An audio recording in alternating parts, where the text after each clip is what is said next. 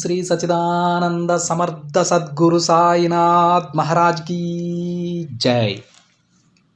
ముందుగా సాయి భక్తులందరికీ నమస్కారం అండి. వీడియో చూస్తున్న ప్రతి ఒక్కరిపైన ఆ సాయినాథుని ఆశీస్సులు ఉండాలని, బాబా గారి భక్తులందరూ ఎప్పుడూ కూడా ఆనందంగా సంతోషంగా వారి జీవితాన్ని గడపాలని మనస్ఫూర్తిగా కోరుకుంటూ ఈ వీడియో స్టార్ట్ చేస్తున్నాను ఫ్రెండ్స్.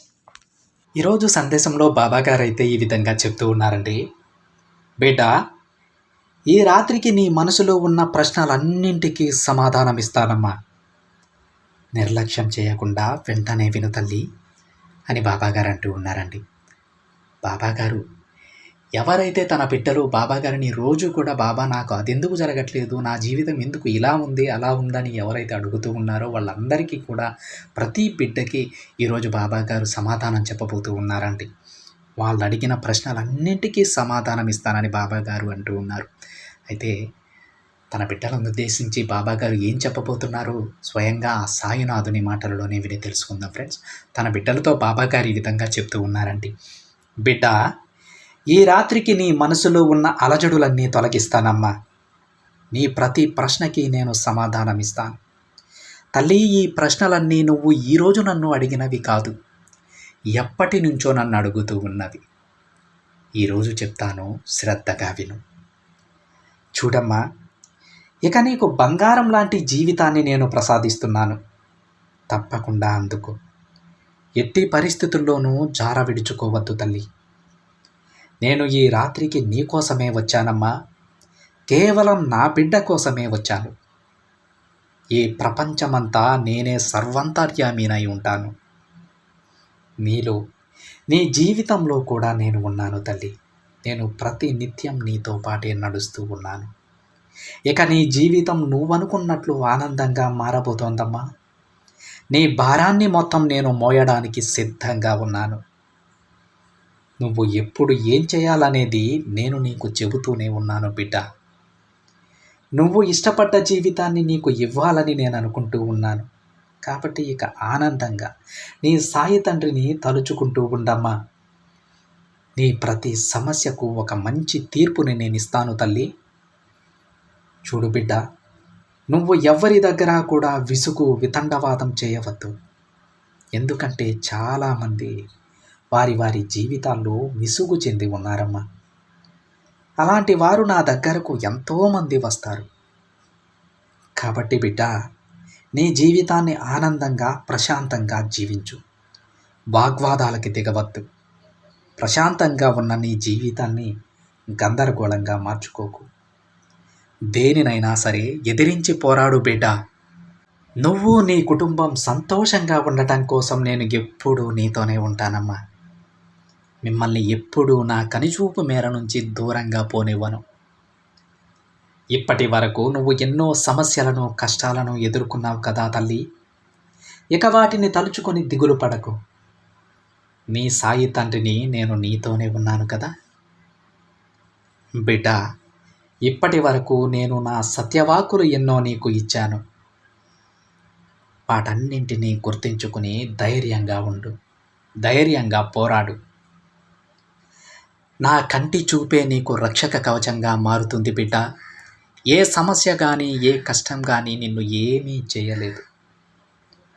నువ్వు ఎప్పుడు ఏమి నన్ను అడిగినా నా సమాధి నుంచే నీకు సమాధానమిస్తాను. నీ జీవితాన్ని నేను నడిపిస్తాను బిడ్డ. నేను ఎన్నడూ నీ చెయ్యి వదలనమ్మా.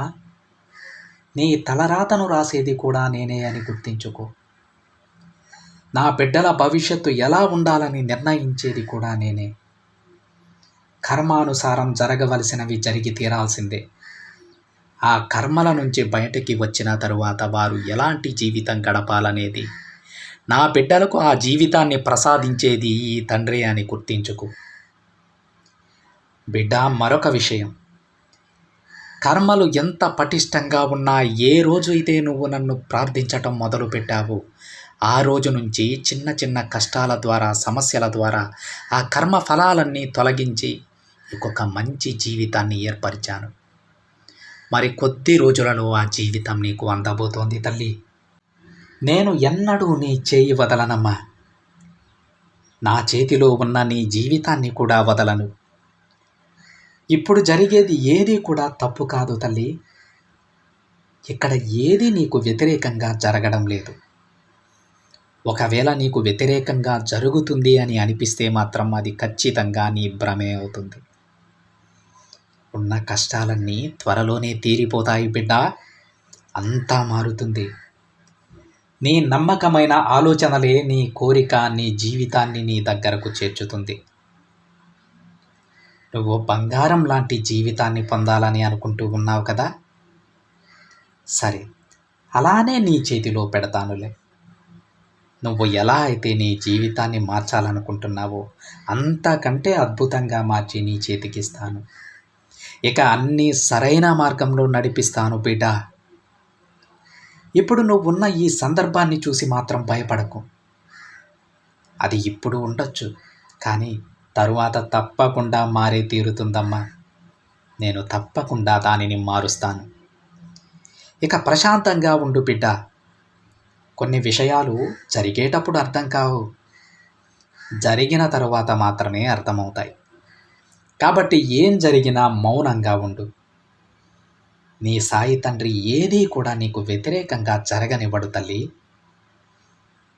నా మీద నమ్మకంగా, ధైర్యంగా, ప్రశాంతంగా నిద్రించు. నీకైనది నీ దగ్గరకు చేరుస్తాను. నీతో పాటు నేను కూడా తోడుగా ఉంటానమ్మా. నేను నీకు తోడుగా ఉండగా నీకెందుకు తల్లి భయం? ప్రశాంతంగా నిద్రించు. అంతా మంచే జరుగుతుంది బిడ్డ అని బాబాగారు అంటూ ఉన్నారండి. ఈరోజు తన బిడ్డలు అడిగినటువంటి ప్రతి ప్రశ్నకు ఇందులో సమాధానం ఉందండి. మనం బాబాగారి మాటలలోని నిగూఢార్థాన్ని కానీ తర్కించి చూసినట్లయితే తప్పకుండా మనకున్న ప్రతి సమస్యకి, ప్రతి ప్రశ్నకి కూడా సమాధానం దొరుకుతుంది.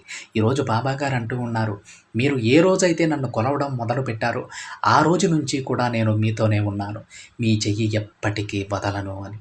అలాగే మనకున్న కర్మలను కూడా మనం తప్పకుండా అనుభవించే తీరాలి. వాటి నుంచి ఎవ్వరూ తప్పించుకోలేరండి. కానీ కొన్ని సమస్యల ద్వారా, కొన్ని కష్టాల ద్వారా ఆ కర్మలను సైతం దూరం చేసి మనం కోరుకున్నటువంటి అద్భుతమైన జీవితాన్ని బాబాగారు తన బిడ్డలకు ప్రసాదిస్తారు.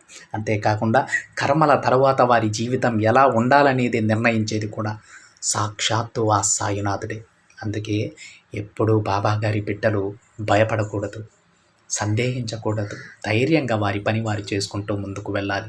నా తండ్రి నాతోనే ఉన్నాడని దృఢ విశ్వాసంతో ఉండాలి.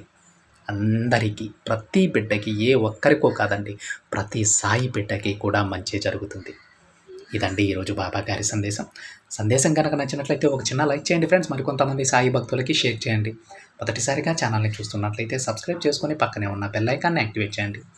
మరొక బాబాగారి సందేశంతో మరొక వీడియోలో కలుద్దాం. అంతవరకు ఓం సాయిరామ్.